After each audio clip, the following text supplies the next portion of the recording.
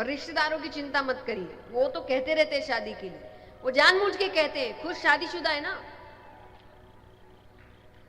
उनको लग रहा है ये सुखी कैसे घूम रहा है, इसको भी हमारे जैसा बनाओ, ये कैसे आजादी में जीवन जी रहा है ना। इनकी चिंता नहीं करना, जब होना होगा हो जाएगा। और बेटी के लिए तो कहा ही गया, बेटी अपना भाग्य अपने साथ लेकर आती है, आप चिंता मत करिए।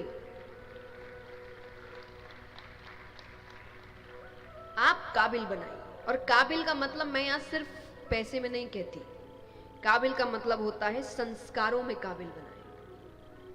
आज आप कितने दिनों उसके साथ हो, आप जब तक हैं आपको लग रहा है हम सब सही, आपके जाने के बाद वो फैसले लेने काबिल नहीं होंगे। तो संस्कारों में काबिल बनाइए, भावनाओं में काबिल बनाइए, शिक्षा में काबिल बनाइए, आध्यात्म में काबिल बनाइए, और धन में भी काबिल बनाइए। उसके लिए भी वो किसी पर निर्भर नहीं होनी चाहिए कि भाई वो मेरा क्यों चलाए, आप चलाओ, उस पर भी वो। और ऐसे रिश्ते ना फिर सच्ची अच्छे चलते हैं, क्योंकि अब इन रिश्तों में प्रेम है, सम्मान है, वरना तो निर्भरता है, मजबूरी है। कई रिश्ते हमें भी पता है अपने आसपास प्रेम बिल्कुल नहीं है, बस मजबूर है, क्या करें, कोई किसी पर निर्भर है, कोई किसी पर निर्भर है, तो क्या फायदा फिर। लेकिन जब दोनों ही अपने अपने पैरों पर खड़े हैं तो फिर दोनों सम्मान, प्रेम, संस्कार ये ढूंढते हैं, ये रिश्ते चलते हैं। तो यहां पर उनको पढ़ाया नहीं गया, घर के काम इत्यादि कराने लगे। घर वाले कराते सो कराते, बाहर वाले भी कराने लगे। बाहर वाले करे, भरत जरा एक काम कर देना, जरा सामान ला देना, जरा सफाई कर देना, जरा बच्चे को संभाल लेना, वो सब कर देते। उनकी इस सरलता को, उनके इस भोलेपन को लोगों ने उनकी मूर्खता समझी और उनका नाम रख दिया जड़ भरत। जड़ मतलब एक और मतलब होता है, स्थिर तो है ही, और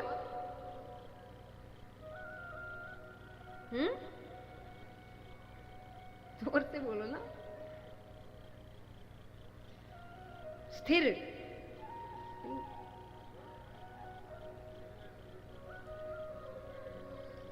समझ आवाज नहीं आ रही क्या? रूट्स, मंद बुद्धि। एक अर्थ है जड़ का मंद बुद्धि, मूर्ख। तो गांव वाले उनको बुलाते थे जड़ भरत, ये मूर्ख है, उनका नाम ही ये रख दिया। अब यहां भाई कहे कि भाई हम तो घर वाले काम कराते, बाहर वाले बिना पैसे दिए काम करा रहे, तो पत्नियों ने कहा एक काम करो, गांव के बाहर जो खेत है ना उसकी रखवाली के लिए भेज दो।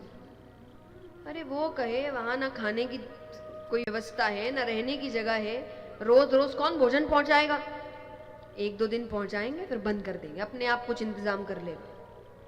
तो उनको समझा बुझा के भेजा गया कि तुम्हें ही वहां रहना है, हमारी जमीन है, कोई हड़प ना ले, कोई दिक्कत ना हो जाए, तो तुम ध्यान रखो।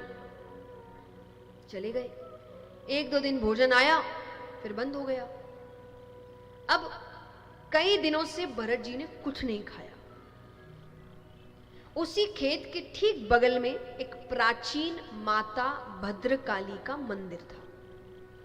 ऐसी अफवाह उड़ रखी थी कि कोई वहां पर किसी की बलि चढ़ा दे तो माता मुंह मांगा वरदान देती। अफवाह थी, कोई भगवान ऐसे नहीं होते जो बेगुनाह की बलि लेकर आपकी इच्छाएं पूरी करेंगे, पर अफवाह उड़ रखी थी। तो कुछ डकैतों ने, डाकुओं ने सुन रखी थी, तो आते वहां वो देखे, देखो कोई ना कोई बैठा होगा, पकड़ के लाओ। देखा तो एक ही बैठा है, भरत जी को लाते हैं। अब बलि चढ़ाने से पहले ना आपका बड़ा स्वागत होता है, नहलाया धुलाया जाता है, अच्छे कपड़े दिए जाते हैं, भोजन दिया जाता है। इसलिए मैं एक बात हमेशा कहती हूं, जब अचानक कोई अति मीठा बन रहा है, समझ जाना बलि चढ़ने वाली है, पीछे हट जाओ।